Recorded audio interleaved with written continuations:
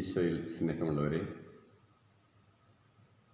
പീഡാനുഭവാരത്തിലൂടെ കടന്ന് നാം ഈസ്റ്റർ ദിനത്തിലേക്ക് എത്തിയിരിക്കുന്നു.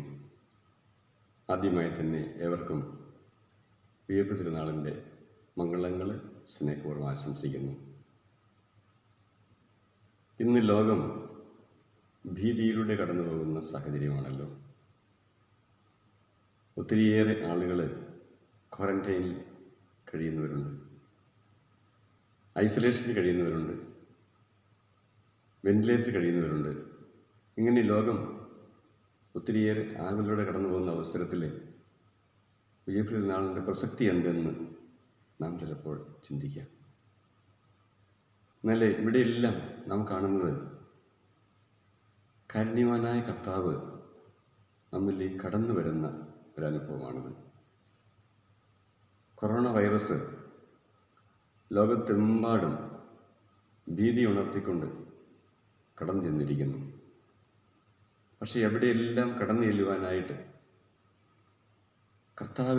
ബുദ്ധിനായ കർത്താവിന് സാധിക്കുമെന്ന് നമുക്ക് വിശ്വാസമുണ്ട്. കാരണം കർത്താവ് ബുദ്ധിനായത് അക്ഷയം, ലഘുത്വം, മഹിമ, ദീപ്തി എന്നീ ഗുണങ്ങളോടെയാണ്. എവിടെയും കടന്നു ചെല്ലുവാനായിട്ട് ബുദ്ധിനായ കർത്താവിന് സാധിക്കും. കർത്താവ് കടന്നു ചെല്ലുമ്പോൾ അവിടെയെല്ലാം സമാധാനം, സന്തോഷം, സ്നേഹം, കാരുണ്യം ലഭിക്കുമെന്നുള്ളതാണ്. നാം ബുദ്ധിനായ കർത്താവ് എപ്രകാരമാണ് ശിഷ്യർക്ക് പ്രത്യക്ഷപ്പെട്ടതെന്ന് സുവിശേഷത്തിൽ വായിക്കുന്നുണ്ട്. ആദ്യമായി തന്നെ കർത്താവ് പ്രത്യക്ഷപ്പെടുന്നത് മഗ്ദലന മറിയത്തിനാണ്. അവിടെ തോട്ടത്തിൽ കർത്താവിനെ അന്വേഷിച്ച് കല്ലറയെങ്കിൽ ചെന്നപ്പോൾ ഒരു തോട്ടക്കാരനോട് ചോദിക്കുന്നുണ്ട്, എൻ്റെ കർത്താവ് നിങ്ങൾ കണ്ടോ? അപ്പോൾ ഈശോ അവളെ പേരിൽ വിളിക്കുകയാണ്, മറിയം.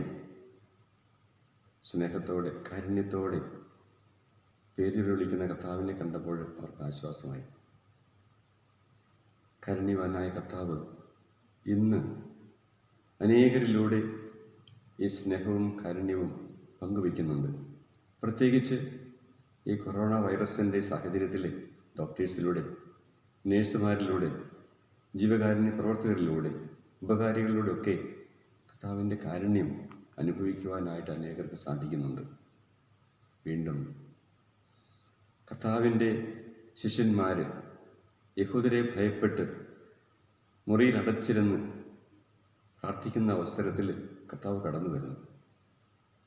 മുറി അടച്ചിട്ടത് അവിടെ കടന്നു വരുവാനായിട്ട് കർത്താവിന് സാധിച്ചത് ബുദ്ധിനായ കർത്താവ് ഞാൻ സൂചിപ്പിച്ചതുപോലെ അക്ഷയം, ലഘുത്വം, ദീപ്തി, മഹിമ എന്നീ ഗുണങ്ങളോടെ കടന്നു വരികയാണ്.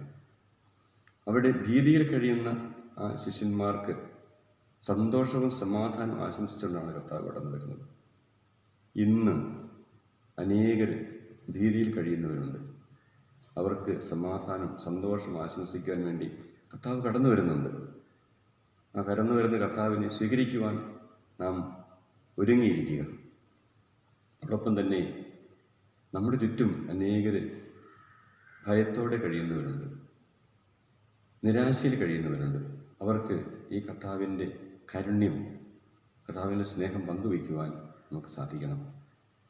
വീണ്ടും കർത്താവ് ശിഷ്യന്മാരുടെ കൂടെ സഹയാത്രികനായി പോയി നാം കാണുന്നുണ്ട്. എമ്മാവൂസിലേക്ക് പോയ 2 ശിഷ്യന്മാരുടെ കൂടെ കർത്താവ് കൂടുകയാണ്. അവർ നിരാശപ്പെട്ട് എല്ലാ പ്രതീക്ഷയും നഷ്ടപ്പെട്ട രീതിയിലാണ് തിരിച്ചു പോകുന്നത്. പക്ഷേ കർത്താവ് കൂടെ കൂടിയിട്ട് അവരെ ധൈര്യപ്പെടുത്തുന്നതും കാണുന്നുണ്ട്.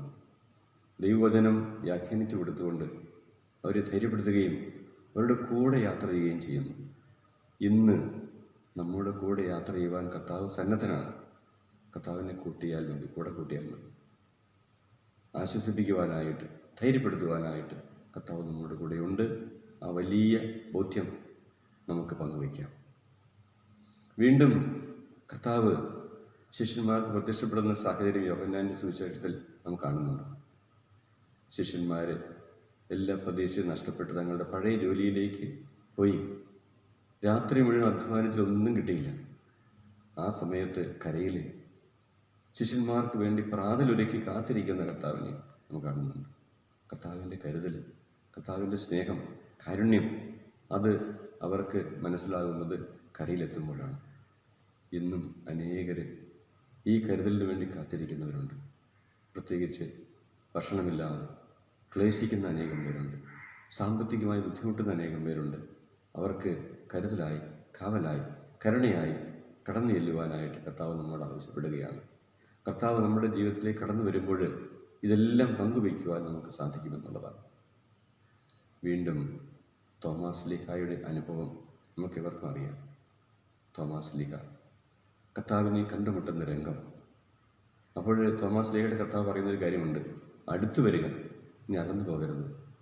ഇന്ന് വിശ്വാസത്തിൽ പ്രതിസന്ധി നേരിടുന്നവരുണ്ട്, പ്രതിസന്ധിയോടുകൂടി ജീവിക്കുന്നവരുണ്ട്, ദൈവത്തിൽ നിന്ന് അകന്ന് ജീവിക്കുന്ന അനേകം പേരുണ്ട്.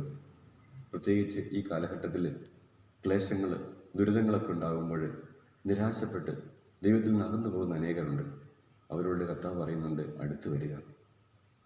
എൻ്റെ കർത്താവെ, എൻ്റെ ദൈവമെന്ന് വിളിച്ചുകൊണ്ട് പൂർണ്ണമായിട്ടും ദൈവത്തിന് സമർപ്പിക്കുന്ന മനോഭാവം തോമസ് ലീഹ കാണിക്കാൻ നമുക്കറിയാം. ഇന്ന് നമ്മുടെ ജീവിതത്തിൽ കർത്താവിനോട് ചേർന്ന് നിൽക്കുവാനായിട്ട്, ഏത് പ്രതിസന്ധികളിലും കർത്താവിനോട് ചേർന്ന് നിൽക്കുവാനായിട്ട് നമുക്ക് സാധിക്കട്ടെ.